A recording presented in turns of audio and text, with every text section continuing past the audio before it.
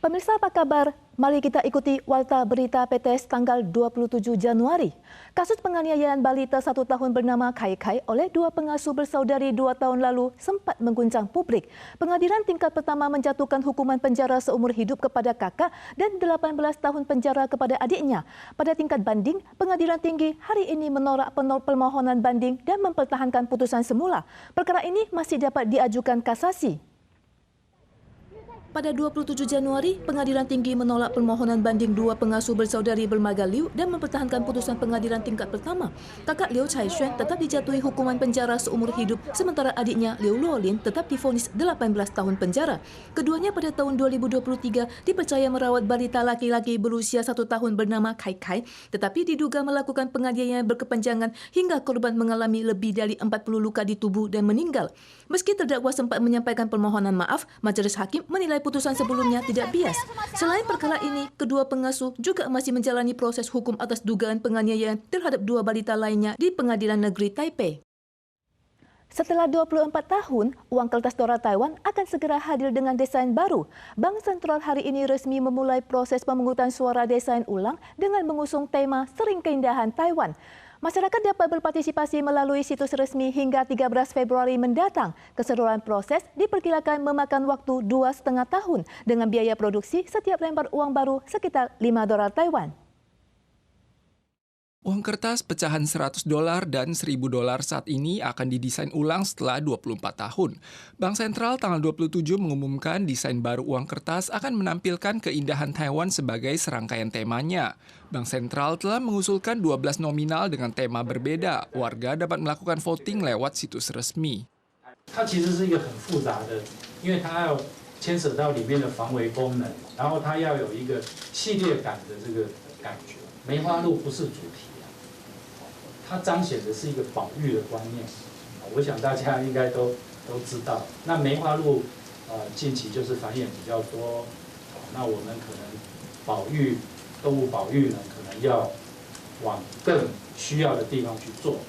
Uang kertas untuk 12 nominal kali ini mencakup tema seperti harmoni dan inklusi, pembangunan berkesinambungan, semangat olahraga, seni, dan estetika.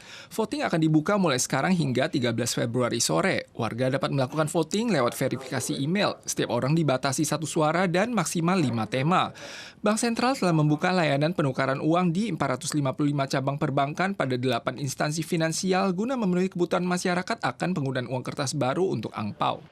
14号就开始 放年假，我们在年假前的1个礼拜，2月9号到2月13号。 Bank Sentral mendorong warga untuk mengiring angpau digital sebagai wujud kepedulian mereka. Uang kertas baru ini diharapkan akan diterbitkan 2,5 tahun kemudian pasca seleksi tema.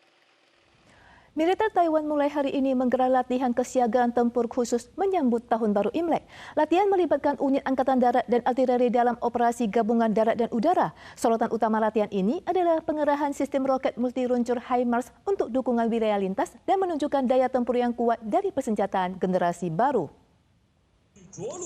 Suara dentuman meriam terus bersahutan di tengah berlangsungnya latihan. Latihan kesiapsiagaan tempur Imlek dilaksanakan di Pangkalan Taichung. Angkatan Darat mengerahkan gugus tugas tempur darat, sistem roket multiluncur HIMARS, serta helikopter serbu AH-1W Super Cobra. Berdasarkan perencanaan Kementerian Pertahanan Nasional, Angkatan Darat telah menganggarkan 32,5 miliar dolar Taiwan untuk pengadaan 29 unit sistem HIMARS.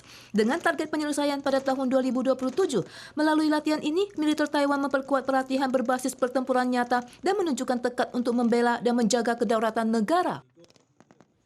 Hubungan Tiongkok-Jepang terus memanas. Selain pemulangan 2 panda dari Jepang ke Sichuan yang dijadwalkan malam ini, Kementerian Luar Negeri Tiongkok juga memberlakukan larangan perjalanan baru dengan mengimbau warganya menghindari kunjungan ke Jepang selama libur Tahun Baru Imlek. Sementara itu, Perdana Menteri Jepang Sanae Takaichi kembali menegaskan bahwa Jepang tidak akan tinggal diam jika terjadi krisis di Taiwan.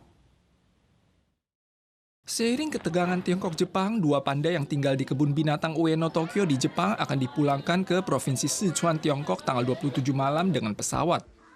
Kementerian Luar Negeri Tiongkok memberlakukan larangan wisata ke Jepang dengan dalih isu keamanan dan gempa yang terjadi di sebagian wilayah Jepang dewasa ini. Sementara itu, Duta Besar Tiongkok untuk PBB kembali mengecam keras PM Jepang dalam debat terbuka pada Forum Dewan Keamanan.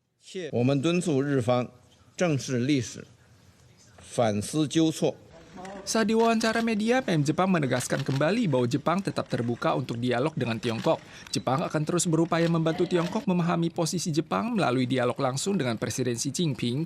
Di saat yang sama, PM Jepang juga menekankan kembali bahwa Jepang tidak akan tinggal diam jika Taiwan dilanda krisis.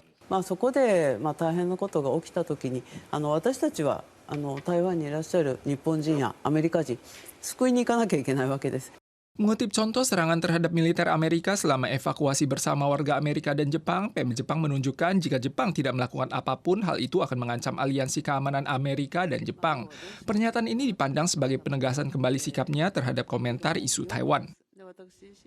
Prefektur Hokkaido di Jepang dilanda salju lebat pada Sabtu malam. Dalam beberapa hari terakhir, layanan transportasi bandara terhenti menyebabkan sekitar 7.000 orang terjebak di bandara. Sementara itu, wilayah Midwest dan pantai timur Amerika Serikat juga dihantam badai salju yang dahsyat. 40 negara bagian dengan sekitar 245 juta penduduk terdampak. Suhu di sejumlah wilayah turun hingga minus 20 sampai 30 derajat Celcius.